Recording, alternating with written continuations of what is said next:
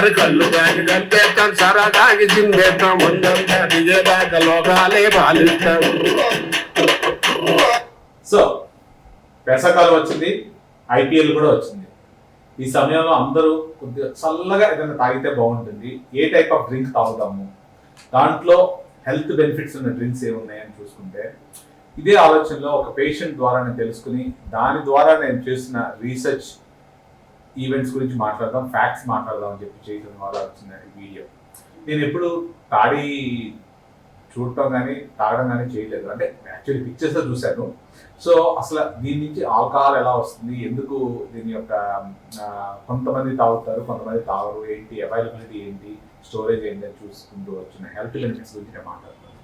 So మందు బాబులం మేము మందు బాబులం. సో యావరేజ్గా ఆల్కహాల్ ఇంటేక్ 30 to 40% పెరిగింది భారతదేశంలో. సో దీంట్లో చూసుకుంటే కొంతమంది బీర్లని, కొంతమంది విస్కీ అని, బ్రాండీ అని అనేక రకాల డ్రింక్స్ చూస్తూ ఉన్నాము. ఆ యొక్క అవైలబిలిటీ ఎకనామిక్ స్టేటస్ బట్టి చేస్తూ ఉన్నాము. అవైలబిలిటీ అనే పదం. సో సిటీస్లో కళ్ళు నీర ఎంతవరకు దొరుకుతుంది, అలా అంటే ఏంటి? ఇప్పుడు ఇక్కడ చూసాం అనుకోండి, అతను ఫ్రెష్గా అక్కడి నుంచి తీస్తున్నాడు, చెట్టు కింద తాగుతున్నాడు. సో అంటే ఒక రకమైన ప్లాంట్ మిల్క్, యానిమల్ మిల్క్ ఎలాగో ప్లాంట్ మిల్క్ ఇది. సో ప్లాంట్ మిల్క్స్లో మనకు తెలిసినంత వరకు దాంట్లో ఫ్యాట్స్ తక్కువ ఉంటాయి, అతి తక్కువ ఉంటాయి. సో కార్బోహైడ్రేట్స్ రిలేటివ్గా ఎక్కువ ఉంటాయి. సో దీంట్లో రీసెర్చ్ చేసాం. 100 ml అంటే ఒక 100 ml నీరా తీసుకుంటే దాంట్లో 15 grams కార్బోహైడ్రేట్ ఉంటుంది. 15 grams చాలా తక్కువ. కానీ దాంట్లో చూసిన జింక్ కానీ, పొటాషియం కానీ, సోడియం కానీ, విటమిన్స్ B1 to B6 ఇంకా అనేక విటమిన్స్ అన్నీ ఉన్నాయి. సో స్కిన్ గ్లో అవుతుంది కొంతమందికి. సో ఒక రకం మళ్ళీ ఫర్దర్ ఇంకా రీసెర్చ్ చేస్తుంటే ఇది ఆల్సో ప్రెగ్నెంట్ ఉమెన్కి మిల్క్ ఎక్కువ కూడా వస్తుందని కొన్ని పేపర్స్ ఉన్నాయి. నైజీరియాలో ఇది ఒక అనవాయితీ అంట, వాళ్ళకి ప్రెగ్నెంట్ లేడీస్ మిల్క్ ఎక్కువ రావడానికి ఉపయోగించడానికి. ఇంకొక నా దగ్గర పనిచేస్తున్న ఒక అతను చెప్పాడు, సార్ నాకు కిడ్నీ స్టోన్స్ ఉన్నాయి, కిడ్నీ స్టోన్స్ తాగితే అది కొద్దిగా కిడ్నీ స్టోన్స్ జారిపోతాయంట అని చెప్పారు. సో దాని నుంచి వస్తూ నేను చూసుకున్నాను, దాంట్లో కాల్షియం కంటెంట్ ఎంత, మినరల్స్ కంటెంట్ ఎంత, మెగ్నీషియం కంటెంట్ ఎంత, అలా చూసుకుంటూ more and more research. So అయితే కొంతమంది నిషా ఎక్కడానికి వాడుతూ ఉంటారు. సో హెల్త్ బెనిఫిట్స్ ఎలా ఉండగా కొన్ని సైడ్ ఎఫెక్ట్స్ ఏమున్నాయా అని చూస్తుంటే, సో మా డైటీషియన్ ఇక్కడ ఉన్నారు.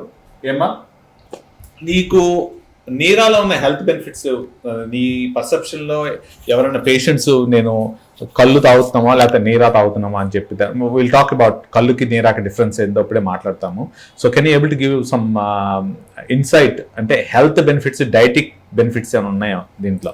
బేసిక్గా అయితే ఇది కొద్దిగా గట్టిగా మాట్లాడితే వినపడుతుందమ్మా జనాలు. బేసిక్గా 2 పేషెంట్స్ నా దగ్గరకు వచ్చినప్పుడు వాళ్ళు నాకు చెప్పింది ఏంటి అని అంటే, నాకు కిడ్నీ స్టోన్స్ ఉండడం వల్ల నేను ఇది తీసుకున్నాను మ్యామ్, నాకు ఇది ఇంప్రూవ్ అవుతుందని చెప్పారు. సో దాంట్లో ఏం ఇంప్రూవ్ ఉంటుందా అని చెప్పేసి నేను చూశాను. బట్ బేసిక్గా ఏంటంటే నేను చూసిన దాని ప్రకారం అయితే దాంట్లో కార్బోహైడ్రేట్స్ సార్ చెప్పినట్టు 15 grams అని చెప్పేసి, ప్రోటీన్ కంటెంట్ కొంచెం మీడియంగా ఉండడం, ఫ్యాట్ అనేది లేకపోవడం అనేది ఉంది. సో అపార్ట్ ఫ్రమ్ దట్ ఏమైనా ఇది యూరిన్ క్రిస్టలైజేషన్ ఏమైనా చేస్తుందా, అది ఏమైనా ఇంప్రూవైజేషన్ చేస్తుందా స్టోన్స్ ఏర్పడకుండా అన్నట్టు నేను చూశాను. బట్ దాంట్లో ఏంటంటే కొన్ని ఆర్టికల్స్ ప్రకారం కొంతమంది బాడీకి పడుతుంది, కొంతమంది బాడీకి అది పడదు. సో తను నాకు అడిగిన క్వశ్చన్ ఏంటి అని అంటే, నేను అది తీసుకుంటే నాకు స్టోన్స్ రిమూవల్ అవుతాయి అని నాకు చెప్పారు, నేను ఇది తీసుకుంటానని చెప్పారు. బట్ బేసిక్గా అయితే నేను చూసిన ప్రకారం అయితే as per this guidelines it was like only normal వన్సే ఉందన్నమాట. నీర కానీ కళ్ళు కానీ it is having the same benefits. It's not like removal of the స్టోన్స్కి అయితే అది ఉపయోగపడుతుందని అయితే నేను చెప్పలేను. సో ఇన్స్టెడ్ ఆఫ్ దట్ ఇట్లాంటి టైంలో you can go with an orange juice. Orange juice ఏంటంటే అది యూరిన్లో ఉన్న సిట్రేట్ని అది బాగా బూస్ట్ చేసి క్రిస్టలైజేషన్ చేయకుండా హెల్ప్ మంచి మాట చెప్పామమ్మా. సో ఇంకొకటి, బాడీ చల్లబడుతుంది, స్టోన్స్ కరుగుతాయి. ఇక్కడ చూసారనుకోండి, జనరల్గా ఇవి ఇంట్లో మంచిగా ఆభరణాలుగా పనిచేస్తాయి. ఇవి ఏమనుకుంటున్నారు, నిన్న ఒక పేషెంట్ కడుపులు నొప్పి అని వచ్చారు, ఆవిడకి గాల్ బ్లాడర్లో ఉన్న స్టోన్స్ అవి. సో అవి ఆల్మోస్ట్ ఇంత పెద్ద పెద్దగా ఉన్నాయి, అవి నిన్నే తీసాం యాక్చువల్లీ. సో నేను చెప్పదలసింది ఏంటంటే, ఎస్పెషల్లీ కిడ్నీ స్టోన్స్ వెనకాల ఉంటాయి, కిడ్నీస్ 2. మా ఫ్రెండ్ పొద్దున ఒకటి చెప్పాడు, మనిషి అన్నాక 4 రాళ్ళు వెనకాల వేసుకోవాలి అన్నాడు. 4 ఎందుకు 10 ఎందుకు కాకూడదని డౌట్ వచ్చింది. అప్పుడు అర్థమైంది ఏంటంటే, మనకి 2 కిడ్నీస్ ఉన్నాయి, ఒక్కో కిడ్నీలో 2 వేసుకున్నా ఇటు 2 అటు 2 అలాగా 4 వెనకాల వేసుకోవాలనేది ఒకటి. కానీ ఈ పేషెంట్ ఒక 5 పెద్ద పెద్ద రాళ్ళు ముందు కూడా వేసుకుంది. సో 4 రాళ్ళు వెనకాల కాదు, ఒక 4 రాళ్ళు ముందు కూడా వేసుకోవచ్చు ఒక మనిషి. అంటే గాల్ బ్లాడర్లో స్టోన్స్, కిడ్నీలో స్టోన్స్. సో కిడ్నీలో స్టోన్స్ ఎప్పుడు ఫామ్ అవుతాయి, ఎసిడిఫై యూరిన్లో ఎందుకు వస్తాయి, ఆల్కలైన్ యూరిన్లో వస్తాయా అనేది క్వశ్చన్ ఒకటి ఏర్పడింది. సో దెన్ నేను ఈ నీరా గురించి, కళ్ళు గురించి, వాటి యొక్క యాసిడ్ లెవెల్స్ ఎంత ఉన్నాయా అని చెక్ చేశాను. సో ఈ యొక్క న్యూట్రల్ పిహెచ్, వాటర్కు ఉన్న ఏదైతే ఉందో pH levels, same amount of pH is there in the కళ్ళు.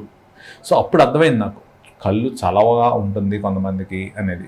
నాకు ఇంకో పాయింట్ ఇంకా నేను రీసెర్చ్ చేయింది ఏంటంటే, పైల్స్ వచ్చిన పేషెంట్ కళ్ళు తాగితే తగ్గుద్దా లేదా, ఐ డోంట్ నో.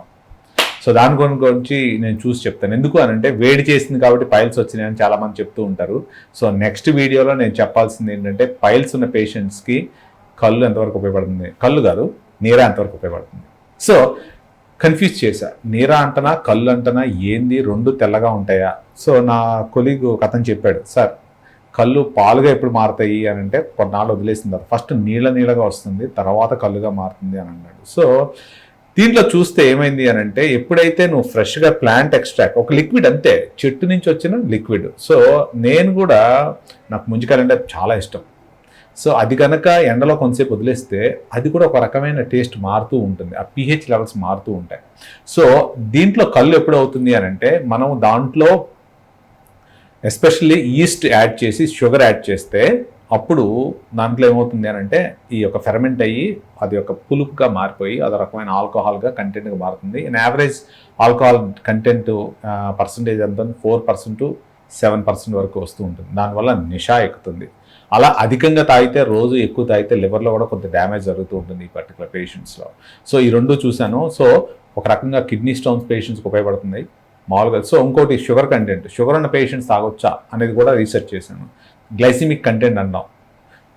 సో దీంట్లో మన రైసు షుగరే, మామూలు షుగరే. సో ఒకసారి షుగర్ నోట్లో వేసుకోగానే తక్కువ షుగర్ లెవెల్స్ వస్తుంది మనకి.